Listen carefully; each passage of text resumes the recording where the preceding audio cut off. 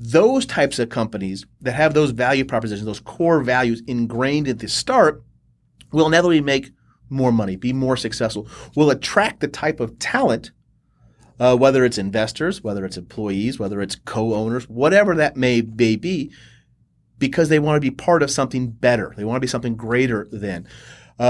Most businesses today are not new ideas. They're not the newfangled iPhone, type thing. It's taking a property management company. How can we do this better? Let's not reinvent the wheel. Let's make the wheel better. Oh, okay, let's do that. And I think a lot of times people, entrepreneurs get in that mindset, I don't have an idea. I don't have anything new like that. You don't have to. Find something that's not working well or that's not up to your standards and fix it. Hell, do it better. Welcome to Winning Strategies Playbook, the podcast where we welcome business leaders, CEOs, and industry experts to discuss the rise to the top, building wealth, and real estate insights. Here's your host, Jeremy Spann. Welcome to Winning Strategies Playbook. For more information on this show, you can go to myexperiencedrealtor.com. That's experience with an ED. You can click on podcasts and you can scroll down and download this and all the different platforms on all the Amazons and Spotify and iTunes, or even watch it on YouTube if you feel like seeing my pretty face. And today's guest, Matt Smilor. Welcome to the show, Matt. How are you doing? Jeremy, I'm doing fantastic. Thanks for having me out here today and looking forward to this conversation. Oh, it's going to be a good one. Well, I start every one of these off with a dumb joke because it annoys my father-in-law since he said I got to do a joke. So you ready for this one? Sure I am. Okay. I'm afraid for the calendar. Its days are numbered. Oh, yeah, so bad. So I'm definitely not going to have a life in stand-up comedy. That is not yet. But sure. I'll give you one that you could use next All right, time. Let's hear this one. What do you get when you cross an elephant with a rhinoceros? What? Hell if I know. Well, I mean, you having kids that are still little, man. I'm sure you get these all day long. Oh yeah, I'm the king of dad jokes. And I think it's my purpose to embarrass my kids any chance I can get. That's the best being part their about dad. being That a is the parent. best part of it.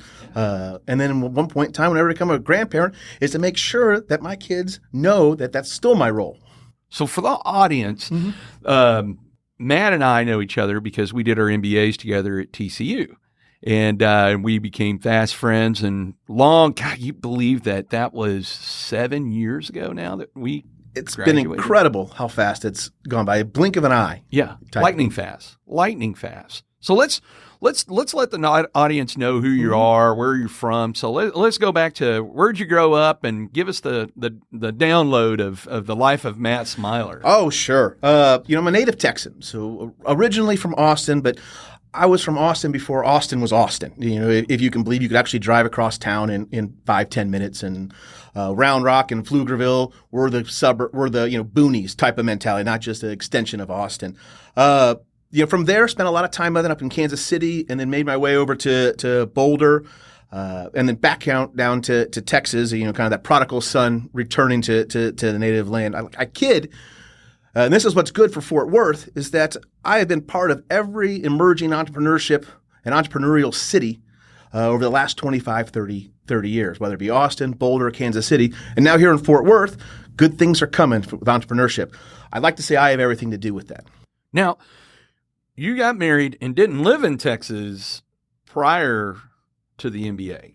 No, I was in Kansas City prior to the MBA, having visions of being the next Tiger Woods. I thought, what do I love doing? Where does my passions lie? What is fun and what can I get paid for? Well, playing golf. Who doesn't want to do that? Unfortunately, what you find out very quickly is that it's very hard to be Tiger Woods. It's very hard to get into the professional ranks of golf. And working at a country club, you don't have time to play or run a country club. You have to do everyday tasks, and then you're one day off. The last thing you want to do is go back up to work. And even if you are working, someone else wants your time and attention. So I quickly realized that that pursuit goal was not going to work, but what else might be? And an opportunity came up to come down to Fort Worth, and my wife and I looked at each other and said, yes, and let's make the most of this. And how can we make a better life for ourselves, for our families, for our daughters? And that brought us to Fort Worth, and packed up everything we had in the course of 2 weeks, and then moved down here with an open horizon and an open mind of what may come next. And enter the MBA program. Enter the MBA program, which was an opportunity to really expand and explore not only my strengths and weaknesses, but grow my network, find new opportunities, learn things I didn't know, how to be accountable, how to be respected, how to be relevant in any conversation that I was part of. And so, and we'll get down to, we'll go through more of postgraduate life, but let's talk about the program, right? I mean, I love the program. I mean, we built life-lasting relationships, and we had, and it's still, I'm biased, I still believe that we had the best cohort class that ever went through that program. We were incredibly close. I could not agree with you more, and anybody that disagrees is wrong.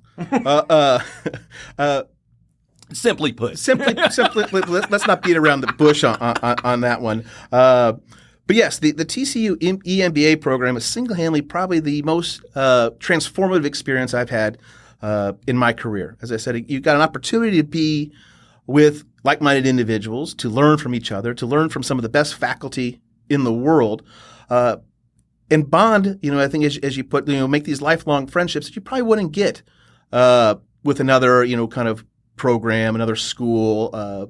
Doesn't have that kind of personal feel. The tagline they were using is that real, personal, and connected. Very much so. Every single peer person that was in our cohort, we still talk with. We still do things with. You have that ability to call them out of the blue and go, I've got a question, or I need help, or can you provide this? And without a doubt, they jump at the occasion. You can't get that at a lot of places.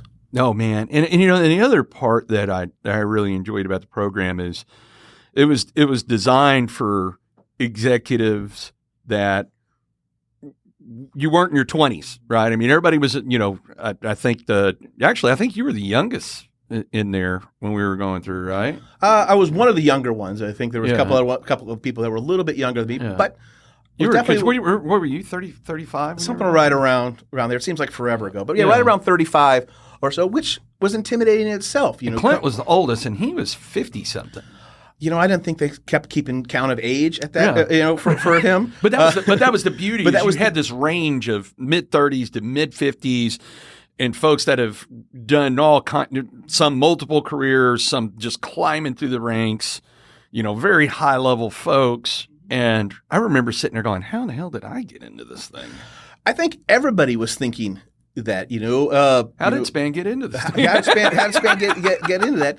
But a very powerful teacher that we had was a gentleman by the name of Rob Rhodes. And one of the first lectures he gave at the kind of the opening ceremonies, reception, was that kind of check yourself at the door. Whether it's ego, whether it's expertise, come with an open mind, come willing to learn. And if you're not willing to do that, now is the time to leave and spending, kind of a small fortune on this education. And I think that hit home for a lot of people. You had people that were, high-level executives, C-suite, type executives, entrepreneurs, small business owners, consultants, everything in between with different experiences, different ages, and whatnot. So I think it helped people feel comfortable that, okay, we're kind of starting on a blank page with everybody. Everybody's coming here knowing that they can learn something from somebody, as well as give back to something with somebody else. And two kind of key moments that really popped through my head was, I mean, hey, it's not enough to just go ahead and have a career and you're doing a full-time MBA program and you got a family and bills and everything else. It's like, hey, let's start a nonprofit in the middle of this. And that's where, in the program, we had our first Cowtown Warriors ball, and that couldn't have happened without the support of our class coming together, and donating to the cause. And it was just, man, it was just, that's the caliber of folks that cared in doing that. And then fast forward 6 months later, we're all down in South America together doing our global portion of this, where there is a Ritz-Carlton in Santiago, Chile, that we tore their bar up so bad that the next year when the next class was going back, the Ritz-Carlton said, we're not doing that again. And didn't even I think, anywhere you go, you need to make a lasting impression. Whether good or bad, that way they know you were there or had an impact or changed something. And I think we did that. It was really funny because because everybody really truly got a chance to cut loose, because everybody's being so responsible all the time, where now the folks that were the quietest in the class were the most outrageous. It was just hilarious to watch. It gave people an opportunity to let their guards down. Too many times, whether it's in business, whether it's in life, whether it's, with schools or what, you keep a wall up, a guard. What are people really going to think of me? How are they going to react if I do this or if I say this or whatever that may be? And when you take a group of people and you tell them you're allowed to be yourself, with no, constraints, no worries, no repercussions, you really get a chance to know them, learn about them, and make those bonding connections. And it was funny because, for the audience, several of us went down early, right, to tune it up and party it up before the rest of the class got down there a couple of days. And then some of us even stayed an extra day or two after it had all ended when we were in Lima, Peru. And it was funny is when Colin, who knew that guy could dance, right? It's surprising. Pharmaceutical key executive. And it was like, this guy's a professional dancer. And I remember we were at this club and there was quite a bit of alcohol that was involved. And there is this tall balcony and he looked at us and he goes, I'm going to jump off that. And he goes, y'all catch me. And Regal was like, what, huh? And then he climbs up on the rail and the fog machine goes off at the same time. And then all you see is him swan dive through the fog. And we caught him. We didn't know we were going to catch him. We were like, oh, crap. And we got him. And he was like, yeah, it goes back to dancing. And then, of course, the bouncers over there going, y'all can't do that. But it was just, all the little things that were funny.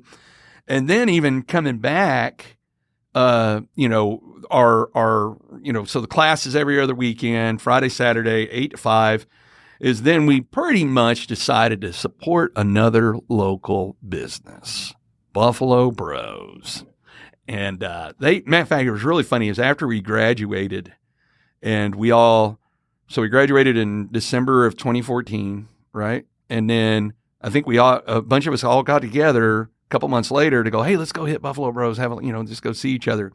And Brandon, who is the manager, comes up and was like, literally when y'all graduated, we had a 20% dip in sales. He was like, man, y'all really spent a lot of money in here. We took advantage of the resources in places that were available to us. That's it. And I think that's the case in anything. You have to have that place where you can take a break from work, where you can take a break from school, you can take a break from your life and just shoot the shit. To have fun, to commiserate with others, to celebrate with others. And for us, that was Buffalo Brothers. Now, for others, it could be somewhere else. And, but I look back at those times, some of the fondest memories I've ever had and will ever keep. Oh, yeah. And then, so we graduate and you decide to stay with TCU. Tell us about that. TCU's expensive. And when they gave me the opportunity to quote unquote earn my tuition back, I jumped at the occasion. Prior to that, kind of before starting at TCU, I'd been in consulting and helping small businesses and entrepreneurs with their back end kind of process and service. It's hard to do marketing, IT, sales, legal, networking, everything along those lines, especially if you're trying to raise capital, trying to beta test your product, trying to get market traction. What I was finding was that lots of entrepreneurs didn't take into those back-end accounts into fruition. So they needed somebody kind of act as that general contractor. Let me take care of all of this for you and give you one invoice at the end of the month of all your necessary things you didn't even think you needed to do. They've been vetted, they've been processed, everything else, and let the founders and entrepreneurs, that the owners really focus on what they were passionate about, and that was their business. So doing that, I was given the opportunity through the Neely Entrepreneurship Institute and asked the question: what you're doing for businesses in Fort Worth, can you do for our students? Can you help run our programs to give them a leg up? In particular, can you run this, competition that we have that's called Values and Ventures that looks to find purpose and profit?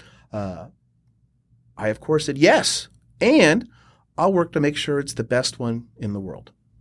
So tell us about it. So what exactly does the program do? Okay.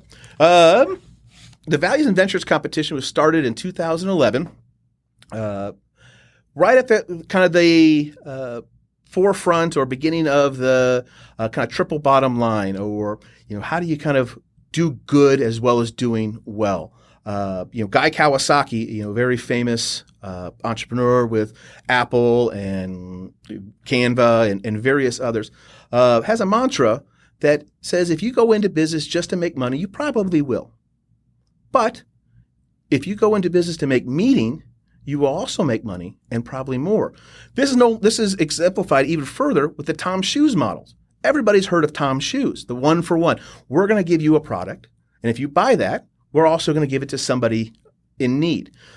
You're willing to pay a little bit extra for a pair of shoes, knowing there's a good story behind it, knowing that it's helping somebody else out. So right around this time, we at TCU thought, wait a minute, why aren't we showcasing and teaching students that this is the right way to type of do business, that there's a better way to do it? And we looked around the entrepreneurial landscapes of universities and found nobody else was doing this. There were, a bunch of competitions for MBA levels, for, doctoral students, for entrepreneurs in general. You send an 18, 19-year-old kid to one of those competitions to try to win some startup capital, some mentoring, some feedback. Frankly, they're going to be outgunned. They're going to be intimidated. They're going to be embarrassed and probably dejected and not want to be an entrepreneur anymore.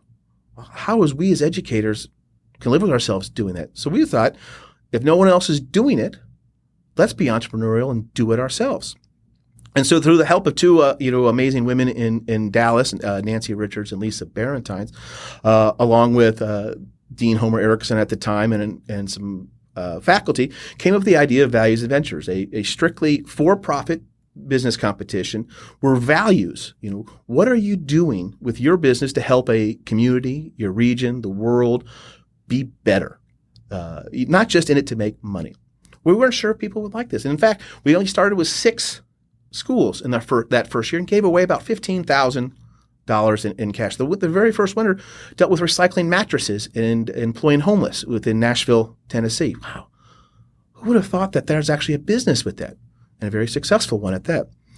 Fast forward, 12 years, and we've helped over 3,000 entrepreneurs from 17 countries, 42 states, 4 continents, all launch their businesses. In fact, our track record is amazing. Of the 405 ventures that have come, and I say ventures because they're beyond ideas, they've come from 184 different universities around the world. Wow. So we're having these impact points with all these different universities, all these different students.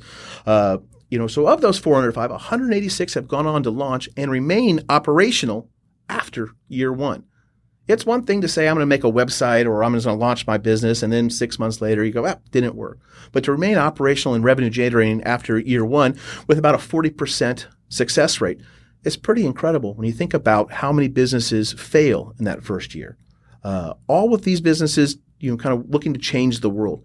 So no matter what your thoughts politically may be, or the economic climate or anything along those lines, it's refreshing to know that the next generation of leaders are alive and well, that they're succeeding, they're coming up with ideas, that they're improving their communities, their resources, their themselves. It's pretty inspiring. And as I mentioned, my goal when I started, at TCU and was tasked with was how do you raise this from a kind of regional competition to one of the best in the world? Well, you find students, you find success stories, you find reasons for them to be engaged and involved. And I'm happy to say right now, the Values and Ventures competition at TCU is the number 1 ranked undergraduate business plan competition in the United States, and the number 2 overall competition, graduate and undergraduate, only behind some little known school called MIT. I don't, but we're looking to get after them. We've also been awarded as the top program in the world for venture creation by a university-backed system. So there is power with entrepreneurship dealing with value-centered businesses. And what is that $15,000 prize grown to currently? Currently, it wasn't the $15,000 first prize. That was our total prize amount. Now total prize amount. Total prize amount. Yeah. Now we'll give away close to about $250,000 in cash and prizes to winning teams from around the world. All told, in the last 10 years or so, we've given away a shade over $2 million in cash and in-kind awards to teams from around the world. All of which, every single one of the, and we're proud of, every single one of the teams that has won has gone on to launch their business and been successful in one way, shape, or form. Man, that really touches my heart, because one of the things that I learned when you and I were doing our MBAs was I was in the wrong role. And I don't mean just like position, like I was in the wrong industry. Because, after getting out of the Marine Corps, I tried to stay with what was known, what was comfortable, but, coming from, my background of what I did in the Marine Corps, I was really designed to be very comfortable with uncomfortable. And I remember sitting there, and I'd always had that entrepreneur drive, because at the time, I had Old School Pizza Tavern. And because we talk a lot about pizza, especially in Mo's class, right? That's right. And the thing that really stuck out with me was one, a couple of things, especially when they do the 360 on you and they interview your bosses, your subordinates, your customers, your whoever, right? And mine came back, with, they dropped the cat, you have 25 competencies. And they fall into one of 4 categories. I knew I was good at that. And I knew I wasn't good at that. And wow, people think I'm good at that? I didn't think I was good at that. And then the clearly I'm proud of myself, but not everybody else thinks so category, right? But what it did is it helped me realize a couple of things. Is one, I'm really a bad employee. Like I'm really, and especially now, fast forward many years later. Matter of fact, we were joking around. We were having the Spann Group Christmas party last night, and and I was sitting there joking around with my father-in-law. As I said, yeah, I am absolutely unemployable at this point. And he goes, yeah, because no one in their right mind would want to deal with you, right? And it made sense understanding that, because even when I was with the PD, I changed units every 2 years because I was always trying to search. And I would think that, hey, if I go try this unit, maybe I'll find it there. And then what I was doing, it was like a dog chasing its tail, right? I was just going nowhere real quick. Even though I was elevating through the ranks, I was on, the track to, be one of the highest ranking officers with the department. And I thought, man, this is not where I'm supposed to be. But the other thing that it unlocked, this is what I love about the Values Ventures, is things with meaning. So then I got to meet an alumni of the program that we will leave unnamed. And, being a retired Marine, and I was all ate up with him. And he was like, yeah, we're going to change lives. Spoke my love language and recruited me into it, dropped papers, left the PD, and went there with the intention of we're going to do things different. And he did a very good facade of that, right? And that's exactly what it was smoke and mirrors, because As it turns out, him and the COO, his little buddy, as I like to call him, because he's not little, is turns out it was all BS, right? And man, when you got the SEC knocking on your door, that's when you know it's not only going to be miserable, but it's going to get expensive. To find things out about the company that I had no idea. And by the way, by the time the SEC had knocked on my door was months after I'd left the company. And I didn't leave the company because I thought anything bad was going on with the books, is because the culture they promised was not the culture they were delivering. And I just said, this is not what I signed up for. And so now you got an SEC investigation, you got a lot of lawsuits, and I went from having a lot of money to having no money. And I mean, literally snap of a finger that quick. I mean, you remember this. Oh, yeah. And it was, my net worth dropped from 7 figures down to about, I think it was like 5 figures, real quick. And I will never forget, and I've talked about this on several episodes, is sitting there in my kitchen when I had the house on Fox Hollow, the big fancy house with the fancy cars, and the fancy neighborhood and the very expensive property taxes, by the way. It's dropping like $25,000 a year on property taxes. Yeah, it was hefty. And I'm sitting there in my kitchen looking at my $300 electric bill going, how in the hell am I going to pay that? And if I can't pay a $300 electric bill, that's really the least of my concerns. Right. Because I'd also come to find out, because I trusted these guys so much, that lo and behold, I was holding the bag for $4 million in assets. And guess what? It was capital call time. Yeah. And the only person on that document, because I thought others had signed the document too, because that's why I was at the meeting, was nope. Music stopped playing and you're the one left without the chair. Mm-hmm. And so I have people that will often, like even in my EO forum, it's an entrepreneurs organization, and I've been a forum of some titans. I mean, these guys, they are impressive. And we're talking about regrets, and I've never been a person of regret, right? I think it's hard to move forward if you're looking backward. And so I've had a lot of people come up and go, man, I wish you could change that experience. And I go, the only thing I wish I could have changed was what my family went through because of that experience. But that very painful episode allowed me to go, time to do things different. You bring that up, and, I'm glad you did, for the simple fact of, you ask a lot of people with these podcasts and shows, what's something you would tell your 18, 20-year-old or with that. And one of the notes I put on there was about regret and not to have any. That if you look back and go, I wish I had done this. Gosh, I wish I had invested in, Amazon, or I wish I'd zigged instead of zagged. You'll always be questioned. The important thing is to make that decision that is right for you at the time. And then don't look back. Go full force into it. And if you have to pivot and change down the road, that's fine. All roads lead to where you are, now. So not having those types of regrets. Yes, that was, a learning experience. For you. I remember you talking with me and others about that experience and kind of following along with it. And as just, disastrous as it turned out to be, for, a company and maybe your ego or passions or hopes, it also led to new avenues for you, to being highly successful in real estate, to having Winning Strategies Playbook, to kind of growing your your name and brand for the Spann Group around the world. How would that have happened if you hadn't done taking that opportunity after the police department? If you second guess that, or gosh, I wish I hadn't put my family through that, or they were on board at the time. They support it. And that's what's great about family, about teams, about your networks, is they're going to support you, whether or not it's ends up being the right decision or not. They're there for you.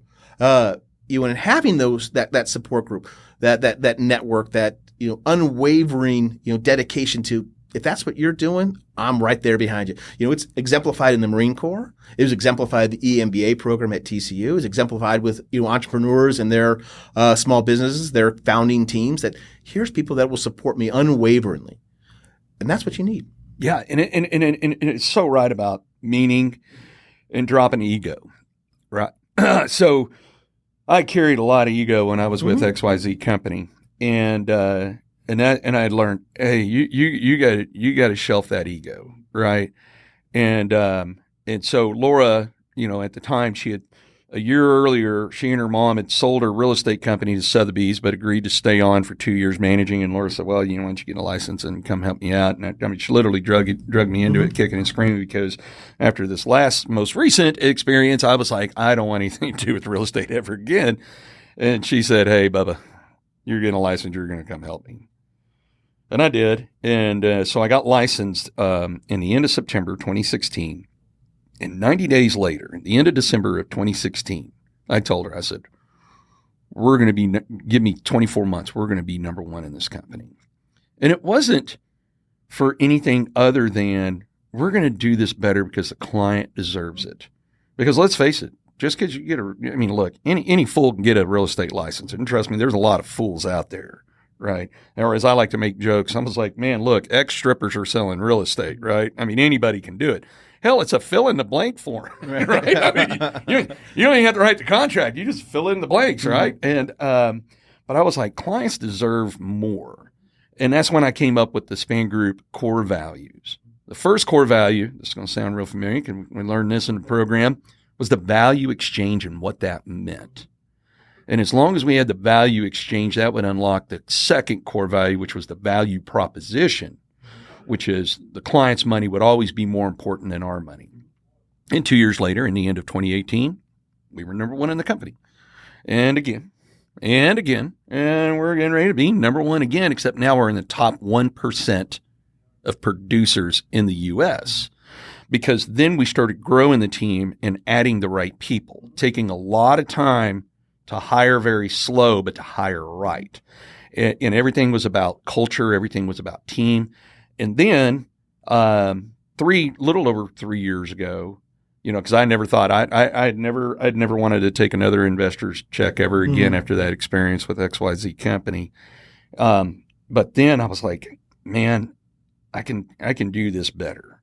And so I found an investor that allowed us to invest in 8 properties. And we did do it better. Not only growing the top line, but growing it for the tenants, right? And then now, fast forward to this last April, when we had 12 months of data to be able to go, we're doing it better. The right people were in the right room. They said, how about we give you a fund and you can go grow this thing? So in the last 6 months, and I've been a ghost. I mean, man, nobody's seen me because as it turns out, when people give you a lot of money, they're not like, hey, just let me know how that goes. I mean, they got their hands so far up my butt, I feel like a ventriloquist puppet at this point, answering a lot of questions and compliance for good reason. But in less than 6 months, we went from, so the talk started in April, then we started putting it in action in July, and then by August we got cooking, and we went from 8 to 26. And by March we'll be at 50. By midsummer we'll be at 100, and by this time next year we'll be at 150 units. Because how we were going to do that was by, just because you buy an asset, you now got to put a tenant in it. And what makes us different from everybody else is we tell tenants, our core values is that all of y'all are going to fight to get into one of our properties, and you're going to be sad when one day you have to leave. And the tenants love it, especially tenants that are coming from other landlords' properties, right? Or when we make an acquisition where it's already got tenants in it, and they're telling me, you've done more in 5 minutes than my last person did in the last 5 months, right? And then, because I didn't have enough going on there, as my maintenance guy decided to go ahead, because you got to do maintenance. I mean, look, it's an asset. There's always things going wrong. And you got college kids living in these properties, so something's going to go wrong. No kidding. We're going to fix the toilet because when y'all were throwing a party, you wanted to see if you could flush a squirrel down it? Not a bad one either. Like, come on, guys. I'm impressed they caught a squirrel. Oh, man. This is impressive, right? There's captive minds, right? Yeah. Captive minds. So I was like, you know what? I need a maintenance company, but I need a maintenance company that's going to be built right. And so had an old Marine Corps buddy. He retired 4 years ago. He's been on the show, Eric Kazmaier, not only a recon Marine, but a MARSOC Marine. And I said, hey, I called him up because this was August. This was August 8th, actually. And I called him and I said, hey, are you working anywhere right now? And he goes, no, I'm kind of in transition, looking for the next thing. And I said, you want to build a company? And he goes, man, if I get to do it with you, yeah, let's do it. Yeah. And I said, but we're going to do it better than everybody else. We are going to get to a point that we can predict the needs of the tenants so they don't even have to ask. And we're going to do it that much better. So we started that company. We got it up and running by the end of September. And we've grown it in 90 days. And so we had our little Christmas party because it's called Stacks Property Services. And no surprise that the logo looks very much like the Raider Battalion's patch, right? Coincidence, I'm sure. Right. Yeah. Hey man, why be creative when you can pretty much copy something else, right? And then, so when we were having dinner Monday night, because we went into a bottleneck, right? Because not only were we building a new company, but we grew from 8 assets to massive acquisition, literally buying $1 million worth of properties a week, right? Which is a heavy pace because how you do 8 and how you do 26 overnight, much different. So you got to evolve, you got to change, you got to pivot, you got to do all these things. But when we were sitting together on Monday, I was like, hey, I know everybody's been working their tails off. But by the way, flipped around QuickBooks, I was like, we are $62,000 profitable in the first 90 days. And you working with these entrepreneurs, it's not often that companies are profitable in the first couple of years, but to be profitable in the first 90 days. And Kaz and I were sitting there talking. I said, this is not about the technicalities of things. Business has been done business for a million of years, right? And the how-tos and the what-tos and all that, that's not the hard part. I said, when you transition from being an employee to an employer by being a business owner, you have to change your mindset. And I said, the faster you can change your mindset, I said, this thing will grow. So it started off with, okay, we're doing maintenance on these properties, to, we're doing maintenance on other properties. And people that are trying to get their houses ready for sale need some maintenance things done to get it ready for sale. Or people that have just bought a house need some maintenance things done to the house, to even now doing staging. So when somebody's trying to sell their house, but it's vacant and they need some staging, to where now not only are tenants like Tom Shoes paying significantly more to be in our properties. Mm-hmm. Like if you call the average market price per head of $850, ours are paying over $1,000. And not only that is now, not only are they paying more to be in our properties because we take better care of them, but even the new tenants that are going to move in, Kaz's wife is designing them for them. We're furnishing them, and they pay Stacks for the furnishings, right? So you're doing all this, adding all these layers to where this business is not what it was 90 days ago. It's significantly different. So when we were sitting here Monday, I said, if you think this thing looks different in the first 90 days, wait for a year from now. And I said, because if you focus on doing business the right way and making it meaningful, the money always follows. A lot to unwrap and talk about there, but no, I couldn't agree with you more. I think one of the things that you mentioned that strikes home that we ingrain in not only our students but students around the world, as well as businesses that I work with, is you cannot. It's harder to add a value proposition to a company as opposed to start a company with your value proposition, your core values. People always see through we're XYZ company and we'll give 3% to pick a charity. We're doing great in the community. And they are, and that's fantastic. As opposed to the company that says, this is who we are, this is why we do it, and this is who we do it for. And those types of companies that have those value propositions, those core values ingrained at the start, will inevitably make more money, be more successful, will attract the type of talent, whether it's investors, whether it's employees, whether it's co-owners, whatever that may be, because they want to be part of something better. They want to be something greater than. Most businesses today are not new ideas. They're not the newfangled iPhone, type thing. It's taking a property management company. How can we do this better? Let's not reinvent the wheel. Let's make the wheel better. Oh, okay, let's do that. And I think a lot of times people, entrepreneurs get in that mindset, I don't have an idea. I don't have anything new like that. You don't have to. Find something that's not working well or that's not up to your standards and fix it. Hell, do it better. Even in that is you don't even have to make it better. Just make it suck less than everybody else's, right? Very much so. People respond to that. They'll pay that premium. Go, gosh, I want to go with this group, and I'll pay more because I'm behind what they stand for. Here's the result I'm getting because of that. It's worth an extra $100, $200, or for TCU students or whatever that may be, or your tenants, a 5-bedroom house, an extra $1,000 in rent. It's worth it because of this value add that we're getting from the company. You don't see that a lot. And those that you do see it from are the ones that are more successful, are the ones that can continue to grow and be successful and pivot. Go, all right, we got that down. What else can we do? How else can we improve our own model? What we thought was an improvement 90 days ago, we can improve further. And that's how you get innovation. That's how you get new creativity. That's how you get new ideas that are game changers, that are revolutionary, that change the entire spectrum of business. And I knew for certain, and I know the exact time portion when you and I were doing our MBAs, that I wanted to be innovative and an entrepreneur, because there was another Smilor in the picture that taught a certain part of the program, which was the entrepreneur portion of our program. After the first 90 days, it was the second 90 days, if I remember correctly. And that's, your dad, how he even did his verbal resume, right?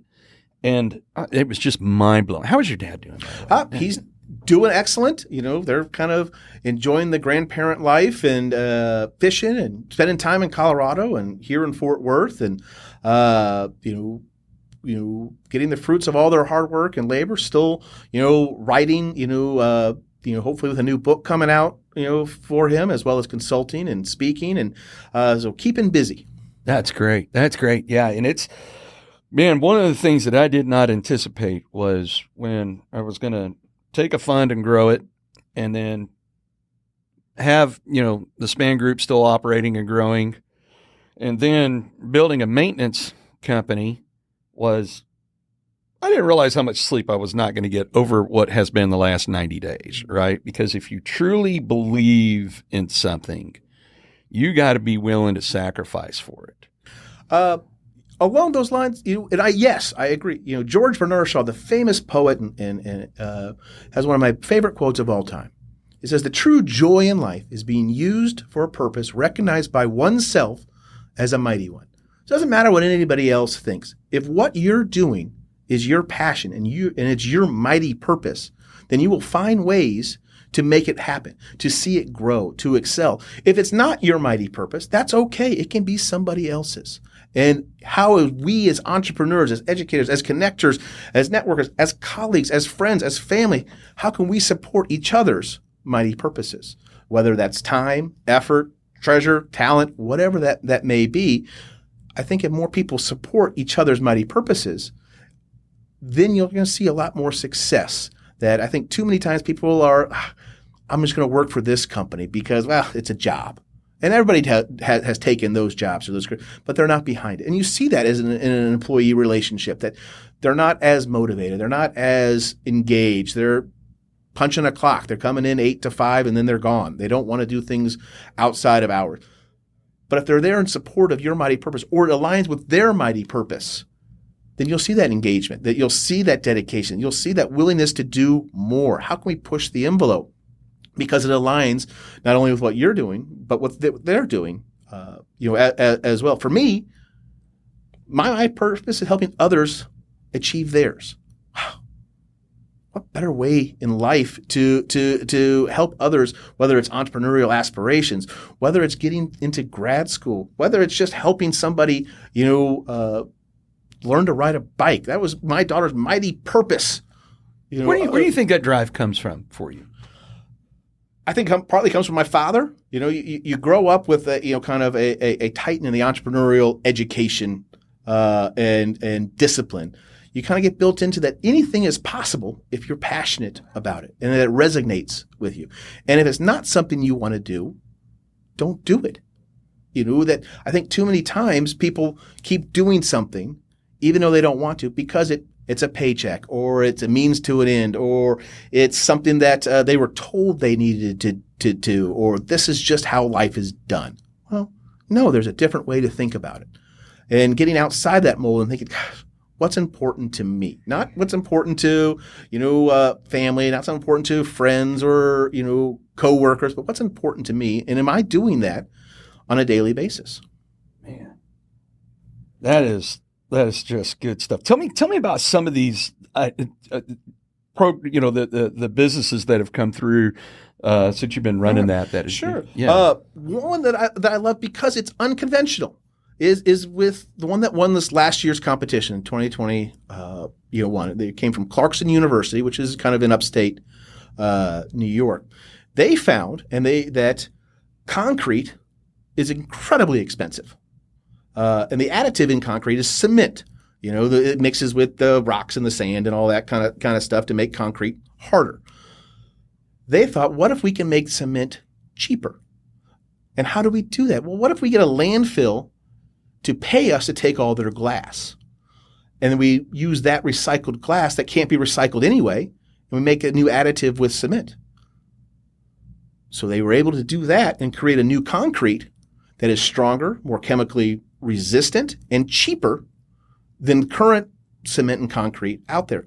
So you have a blue-collar type job that no one else thought of. Going into a landfill going, gosh, what resources are here in this dump that we can utilize to our advantage and get paid to utilize? So they have a two-way revenue model. They get paid to take the recyclable glass out or the non-recyclable glass out, and they get paid by home builders, departments of transportation to sell their cement to. Wow.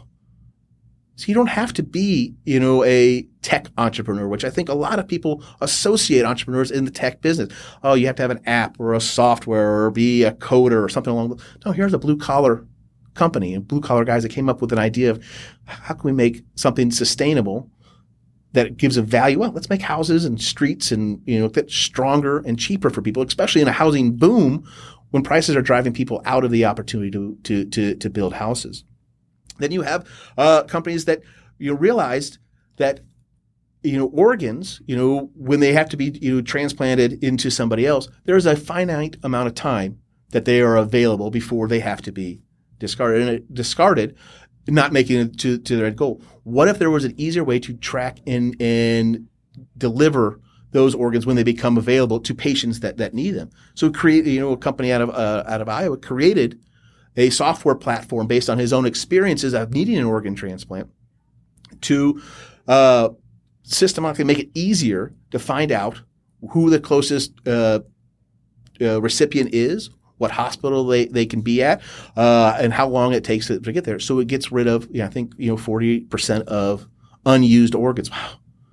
18, 19-year-old kid coming up with these ideas. You have somebody that was dealing with multiple sclerosis and other neurological diseases, didn't have access to anything on Amazon. Where are the process, products for them? Created a website, an Amazon-ish type website for people with neurological disabilities that need those types of supplies with reviews and product placements and everything. Wow. Incredible. All of these companies have an idea that's affecting them. How can I make my life better? And in so doing, make those around me better. As opposed to, gosh, I have an idea that can make a lot of money. It starts on the reverse side of things. How can I make somebody else's life better? And here's ways I'm going to do it. My favorite one dealt with kind of a reverse ATM machine. What they had found, and I encourage any of the listeners and watchers in the communities, look for yourselves. In the inner cities, the barrios, the ghettos, whatever that may be, there are no banks. There are Western Unions, there are check cashing places, there are quick loan places, all for people. So people in these communities do not put any of their paychecks, any monies they make into a bank because they're not readily available. Well, what happens when a utility outage goes? They forgot to pay their bill and the power goes off and it's a Saturday and they have an infant that needs to have warm bottled of milk or need to have heat in the house but don't have any way to pay their utility because it's a Saturday. They have to wait till Monday, hop on a bus, go downtown. So they created kind of an ATM machine that could go into convenience stores, to barrios, to bodegas, where people could go into these stops, insert cash or check or whatever they would have, and automatically pay their utility bill on the spot any day of the week. Wow, novel, incredible that they've come up with these types of ideas. So you have examples along those lines of successful ones, but there's been plenty of that have failed as well, and that's okay. Part of the journey of an entrepreneur is failing, is finding those mistakes, is learning from those mistakes. Businesses are going to be, get competition. You're going to overreach your bounds. As you put, with you have investors now. Well, when investors get involved, who's actually pulling the strings? What are the decisions that are being made? What are the priorities? Type of thing.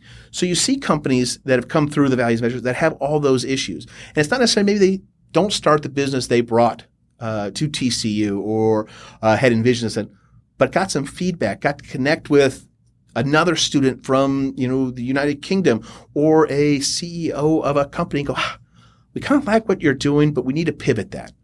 Are you interested in having a partner or changing this up? And those that say yes and will find a way to make it more successful are the ones that do. So that is, wow. I mean, especially this concrete thing, right? Mm-hmm.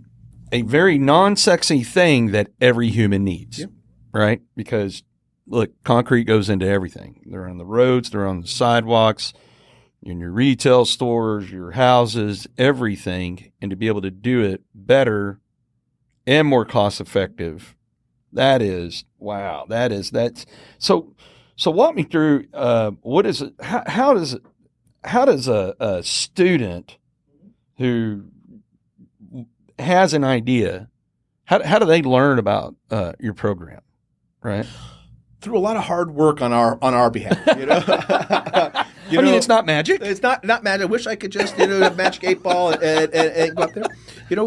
As with anything, it's marketing, it's branding, it's boots on the ground, it's going to conferences, it's going and speaking at universities, it's making phone calls, it's sending emails, it's getting on top of mind. I think though, and that was great, and that's what we need to do to get to the point we are now. Now that we're kind of where we are rankings wise, prestige wise, it kind of sells itself. That universities know that if their students want to be successful with their venture, that they have to at least apply for the competition. This year we're anticipating about 300 different universities from around the world to apply, and then multiple applications from those different universities. We'll take 42. So about 1 in 6, 1 in 7, maybe get the chance to come to TCU to pitch their idea. How do you vet that process? I mean, walk me through that process. Walk you through that process. It's a long process. Sleepless nights and everything along those lines. In that, we utilize lots of judges and community members. No man is an island. No one can do it alone. And that's certainly the case with this competition, which is kind of a flagship of the Neely School as well as TCU. So we'll utilize somewhere between 150 and 200 judges and mentors throughout the course of February and March of this year to review all the applications, the executive summaries, the business plans, the elevator pitches that these students and teams and ventures from around the world put forth, and kind of codify it and rank them using rubrics as well as that gut feeling, that moxie of, God, there's just something about this team or this venture. Their pitch wasn't that great, but they're on to something. Or vice versa. They had a fantastic pitch and presentation, but there's something missing. That something's not adding up right. They want to put somebody on Mars next year. Okay, well, as great as that is, and not feasible. So over the course of about a month, we'll have judges and mentors help weed out or cull the teams, and it's a hard decision. It's never easy, and it's a hard conversation for me to have back to these these student entrepreneurs, because they all come with ideas that they're passionate about, their mighty purposes, their ideas of how I can make my community, my region, my city, my world better.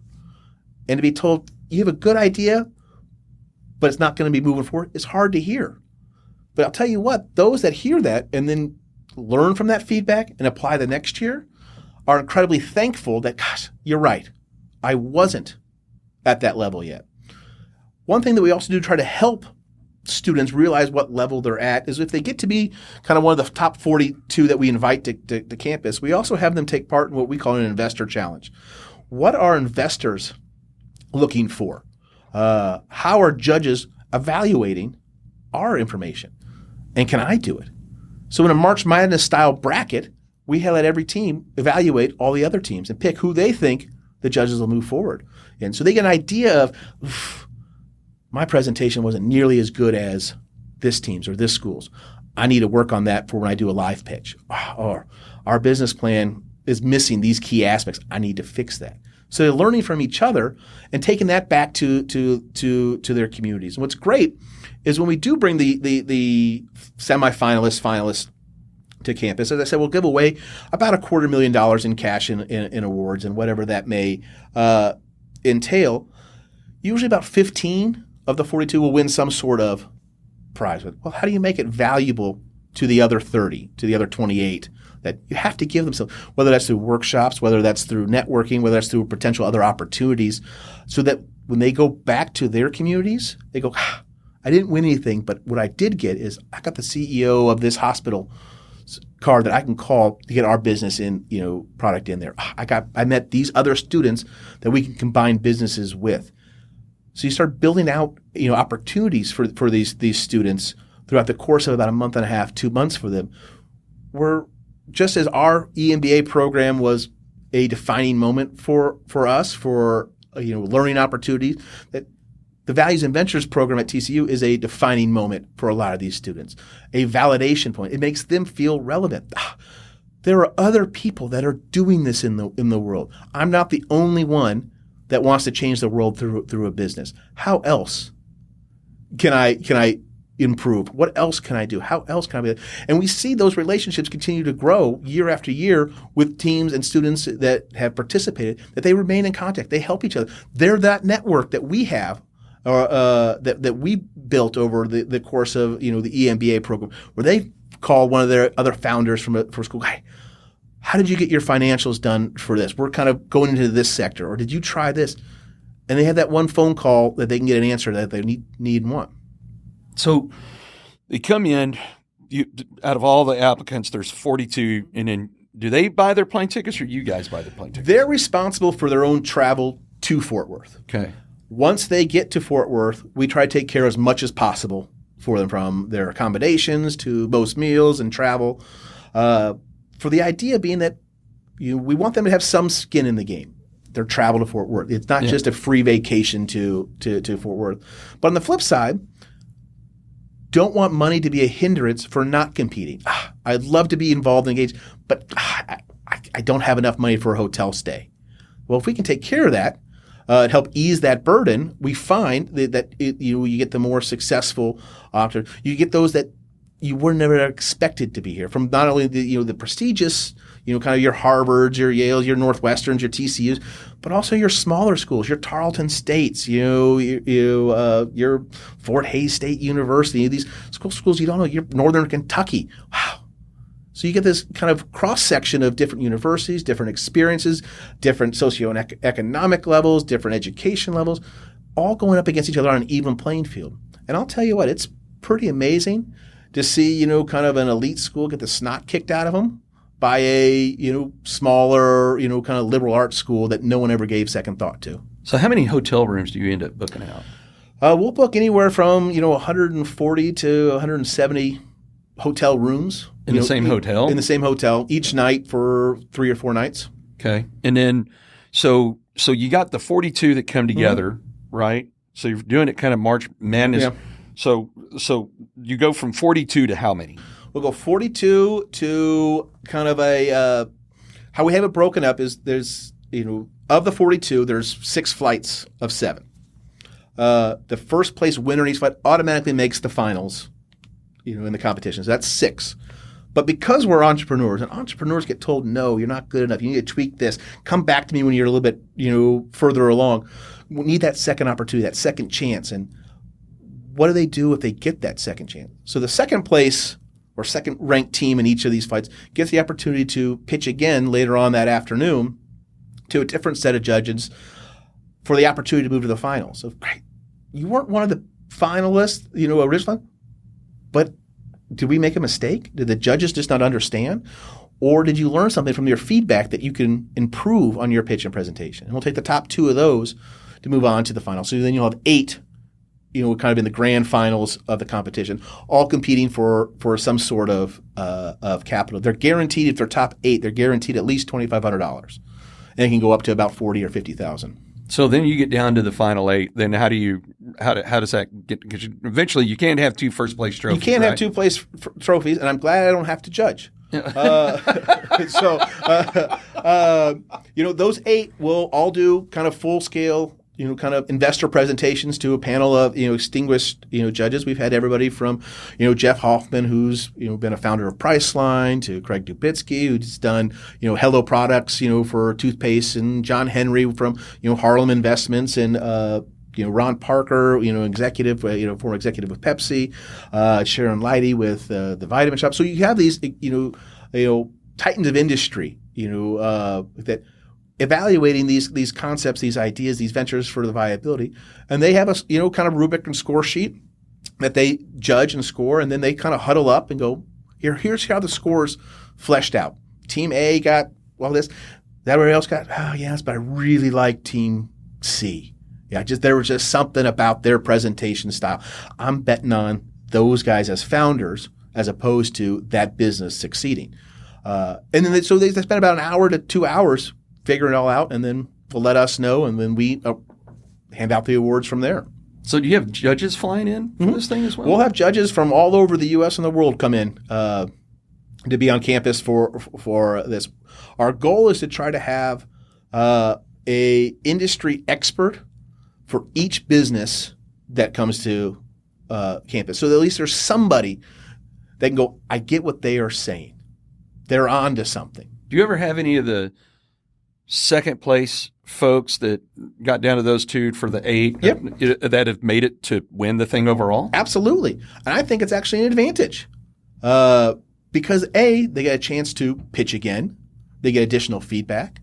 We talked earlier about a little ego a little bit. Maybe their ego got knocked down a peg. I thought I was the best one. They didn't think so.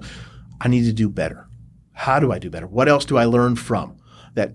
So I think, like with anything, the more you practice, the more you do, the more you learn, the better you're going to end up being. So I think it's actually an advantage, for kind of the second place team that goes into this lightning round or semifinals to pitch again.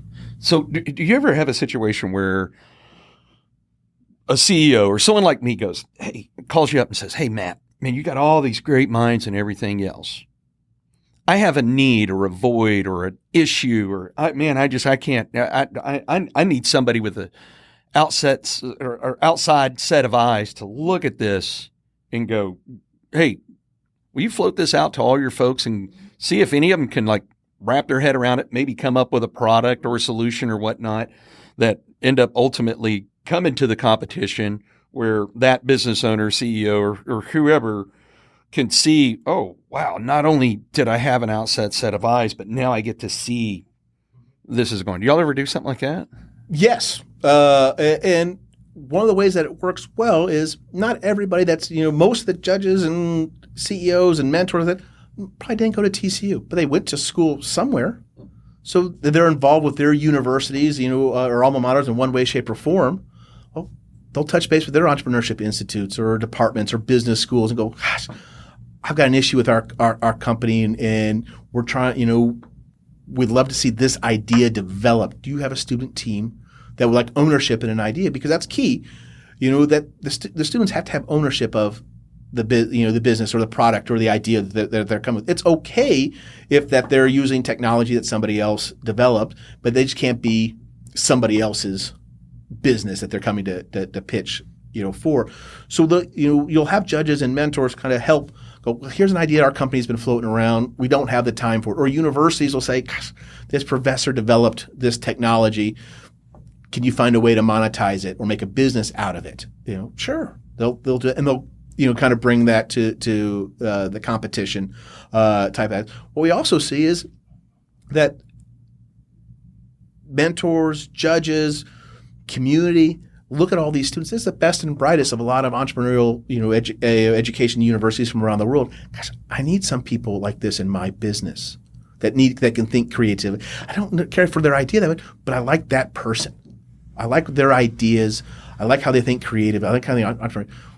What if I brought them on board as an employee? You talk about culture within your businesses and find the right fit. Well, here's an opportunity to find the right fit that they may not even know they needed. Or they just love an idea and go, gosh, they're onto some of that idea. They may not have done well in the competition, but gosh, I'm passionate about this. I'm going to take a flyer and help invest in this business or venture, and I'm going to help mentor them and guide them along the way. Man, and that's just, I love this, man. This is speaking my love language. So one of the things that we're doing with the fund and with Stacks is we're allowing tenants to apply to come do internships, paid internships. Now they ain't gonna get an executive salary, right? I mean, we're talking $10 an hour, but like right now, I've got one of my tenants that just stuck out amongst all of them, and just I think we really knock in today's society. We really knock on these kids when they're actually incredibly impressive because they were born to think different than what you and I were not born with these cell phone devices, right? I mean, look, like they weren't even around when we were doing it, right? And then now they were born with it, so they're able to do things faster. So I had this incredibly challenging task because you know me very well. When I've made up my mind on something, you're not changing it, right? I mean, it is going to happen. Matter of fact, I split my time between here and Colorado because when I'm here, I'm worn down to the grind. Like even being back here for the last 3 weeks, especially since it's holiday time, every night we've had it. Matter of fact, this last 3 weeks back on this round, I hadn't even had dinner at my house one time, right? And people go, oh, wow, poor you get to go out and eat every night. And I'm like, yeah, one man's paradise, another man's prison, right? I was like, dude, at some point, I'm just like, I just want a salad. And I don't mean one from the restaurant, right? I just want to go buy a bag of lettuce and just sit there and eat it like a rabbit.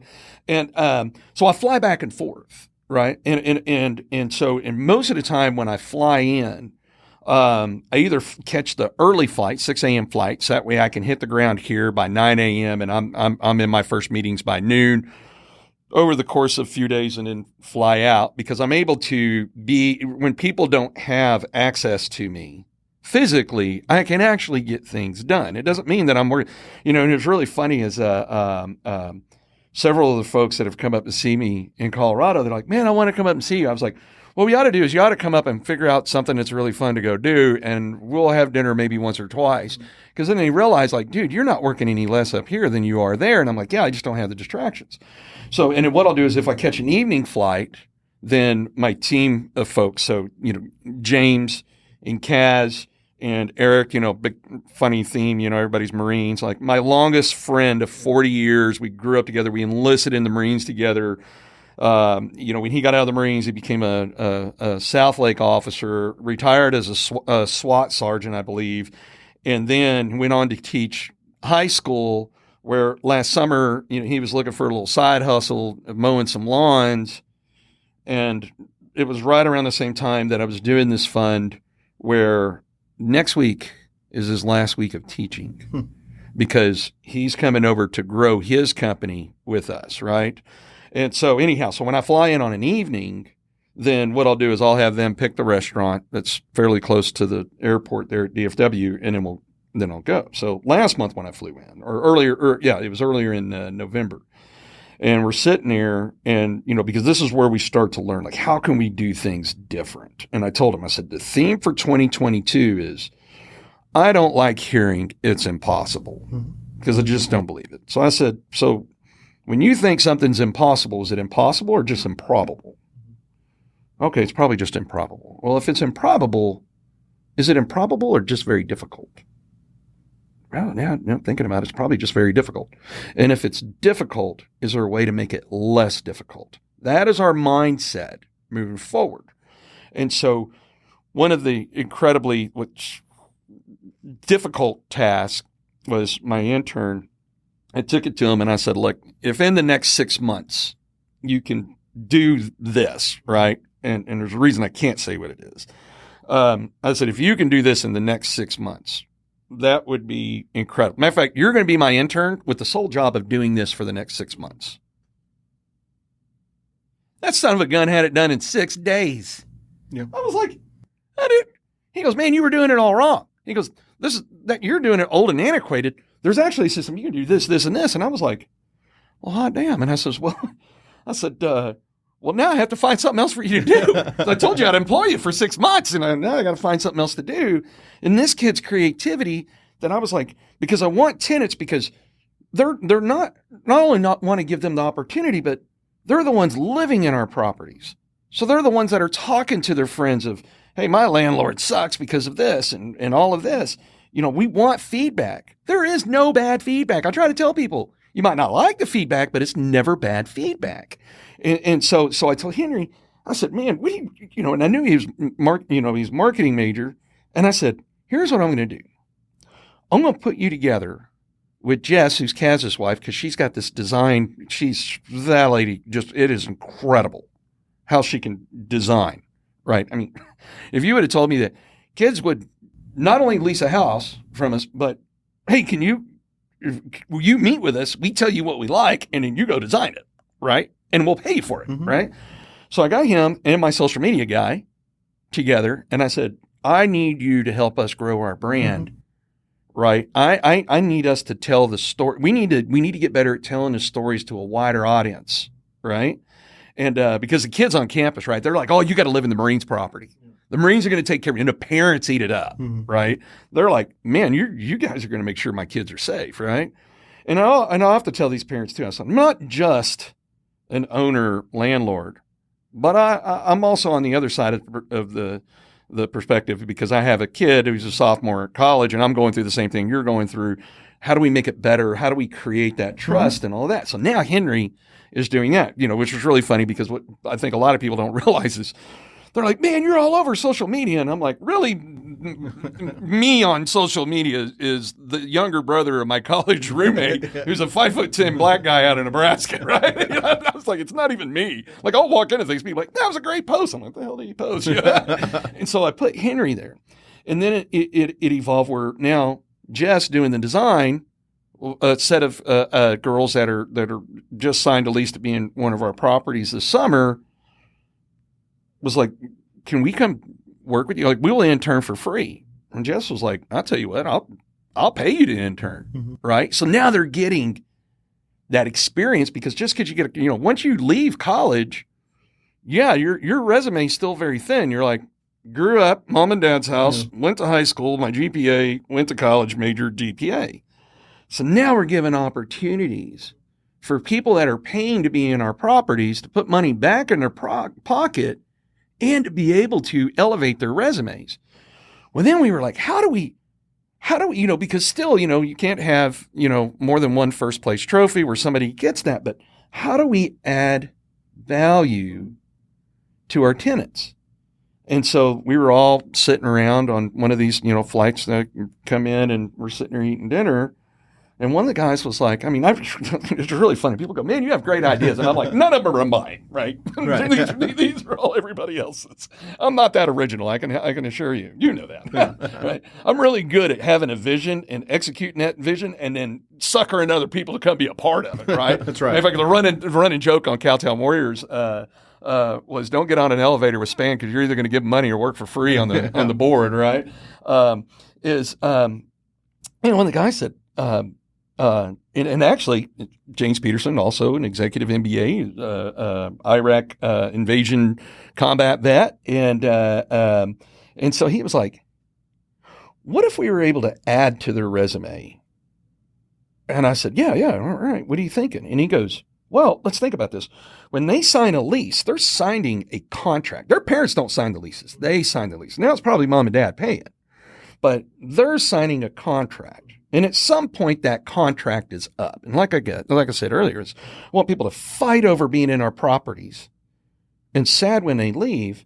So if they do their part, according to the contract, being a good tenant, paid rent on time, they didn't destroy the property, they left the property in as good, if not better condition when they leave the property, then we will be a referral for them. And not only a referral to say, you can put us down when you apply to something, because I might not, because you can't know hundreds of tenants. I might not know you and your story, but what I can do is I can go, this person signed a legal document and they did everything according to that legal document. They paid rent on time. They left the house in as good, if not better condition. And not only are we willing to be a referral, but we're going to write a letter of recommendation, right? It'll be kind of a little more of a blank format because we want to present these to our tenants whenever they're leaving, is to go, now when you go enter the workforce, you're going to have to compete with people just like yourselves. And if it comes down to you and another candidate, you at least have something they don't have, which is a referral and a letter of recommendation. And I was like, man, James, that's a great idea. And what that does is that incentivizes our tenants to hopefully not destroy the properties, right? And so so doing something bigger and better, which none of these other landlords are doing any of that, right? And I don't even care if they listen to this show and copy what I'm doing, because guess what? You're going to make it better for them, right? So I always tell people, like, look, I would love it if other owners and landlords did what we were doing, because guess what? It would make it better for the tenants. You do something to make it better for them. And so that's been really exciting, not just growing this business, but doing something to make that difference for them. So if I'm 18-year-old Jeremy Spann and I've got this entrepreneur bug in my head, and I've heard about the values and ventures at TCU, what would you tell me? Like, let's say I don't even have an idea yet. Like, I just know I want to make it to that competition, and then make it to one of the 42, to make it to one of the 8, to make it to maybe even potentially being number 1. What would you tell me as preparation to start that? Just to do it. I mean, I think too many times people are scared of, I've never done this before, or it's not a good idea, or I don't have an idea. I don't know anybody. I guarantee you they do. They don't have to have their own idea. They can be a partner of somebody else's idea and work with it. You can be the Steve Wozniak and Steve Jobs. You can have one another. You don't have to be the person that develops the widget or that. But the important thing is to take that leap, take that chance, take that opportunity, so that 5 years down the road, a year down the road, 10 years, whatever it may be, you can look back to that moment when you're 18, 19, 20 and going, because I did this, it helped lead me to where I am now. Whether it's starting their own business, whether it's being in a kind of high profile consulting job, whether it's being on a blue collar, whether it's being a stay at home mom or dad, whatever that may be, they can point back going, I'm glad I took that opportunity. Maybe it wasn't, didn't plan out like I wanted to be, similar to when you were leaving the police force or that, but it was an opportunity that was right at the time. And if you hadn't taken that opportunity, where would you be now? It's not regret. It's just a different path, choice and path. So take that leap, that chance, that opportunity, and be humble when you have to ask for help. Everybody needs help. No one can do it by themselves. And anybody that does is lying to you. There's no such thing as a solo entrepreneur. You need somebody else. And when somebody else asks you for help, provide it without expectations. Don't be, I'm going to help you if I get X% of a company, or that you do this for me. Just do it. And that's what, helps entrepreneurs grow. So now I'm 19-year-old Jeremy Spann, and I call you up and I go, Matt, I've got an idea. What would you tell me to do next? First, I would say, tell me about it. What can you tell me in 90 seconds about your idea? Oh, too many times I hear, I don't have it done. Well, get that down, because everybody wants to. And, college students in particular, Every time they go home for Thanksgiving or Christmas or summer, they see grandma, grandpa, aunt, uncle, mom, dad, everybody wants to know, so what are you doing now? What do you want to do after college? You need to have some sort of 30-second response of, here's what I'm doing, or here's what I'm working on. So if I get a phone call from a student going, I have an idea, great, tell me about it. I want to know more. And then we can find out how we can explore that idea further. Who I can connect you with. Great. Jeremy, I've got this great student that talked to me about an idea in the pizza industry. You mind sitting down with them for 5 minutes just to hear their idea and give them your perspective? Or here's somebody in the that wants to start this type of business. Oh, I know somebody I can connect with. Maybe I don't have that expertise, and that's fine. But I guarantee you I know somebody that does. And if I can make that referral and help them along their way to find out if their idea is worth pursuing, while they're 18, 19, don't have a mortgage payment, kids, anything along those lines, to take that risk, to take that, that leap of faith, then I've done my job. I've helped them with their mighty purpose. Wow, man. So Values and Ventures needs people to invest in the program. Correct. Right. So do you call them donors, investors? What do you We will call them whatever they want us to call them. Write the check. I'll call you King Kong. But as you can probably imagine, it takes a small army and village to put on, kind of a large scale program. So we always need people's time, talent, resources, treasure, and what may shape, may form. But what we really need is just people to be engaged and involved, to answer that call, to go, will you help? Yes. And here's how I can. Gosh, I'm just starting a venture and I don't have any opportunities to find anything, but I can be a judge. I can be a mentor. I can offer an in-kind support. I can offer some, consulting. Great. We need all of that, because then not only does it help the program continue to grow, but it showcases to these students, look, Fort Worth is full of entrepreneurs that want to help build businesses and want to help other entrepreneurs. And B, someone else believes in you. That it's not just mom or dad saying, you've got a great idea. No, here's a CEO of a business going, I like what you're doing. How can I help you with your business? Wow. So let's talk about the money part. So Yeah. I got an audience out, the audience out there. All of you fine folks that, which was really surprising is when people listen to this, they go, you really do less of the talking than I expected. And I was like, this because the show's not about me. Right. It's about the guests and their content. Let's say I don't want to be a judge. I don't want to do any of that, but I want to throw money at this thing. Lots of opportunities to do that. What we try to do and kind of we throw out is you could sponsor one of the teams. There's a lot of logistical costs that's involved with them coming here. So what does that look like? So we look at about $5,000 per team for a domestic team, and about $10,000 for an international team to help cover the costs of them coming here, hotel costs, etc. But there's a lot of opportunities to have sponsor receptions and networking opportunities where you can get out in front of the business community. You can get in front of these students. You have those opportunities to be involved, and then you can just out of the goodness of heart, I don't want anything in return. Just here's some money. Please keep doing what you're doing because you're doing good things. So for my audience out there, these A players, because that's what we do. This show targets high performers, right? So if you can disclose, you can, I understand, but I've probably got, at least one out there listening that's going to go, I want to know the biggest check you've received so that way I can write a bigger check. I would say have that person call me and we can discuss that. But what's the number? Can you tell me the number? Well, it's been in the six figures. All right. To help, especially with getting things off. Had one this year to help set up an award to give out for environmentally conscious ventures. Wow. So we can find opportunities for any of your listeners that, however they want to get involved. Obviously, love to have any type of sponsorship or donors that. But if that's just not on their radar, completely understand. Love to have them involved as a mentor or a judge or just stop by. That's awesome. So, like to wind these shows down with, let's go back to 20-year-old self. And you kind of tripped on that earlier, but let's dive into that. If you could go back and 20-year-old self was willing to listen to one thing of either do or don't do this, what do you tell 20-year-old Matt? I would tell 20-year-old Matt, don't do things you don't like. Tell me more about that.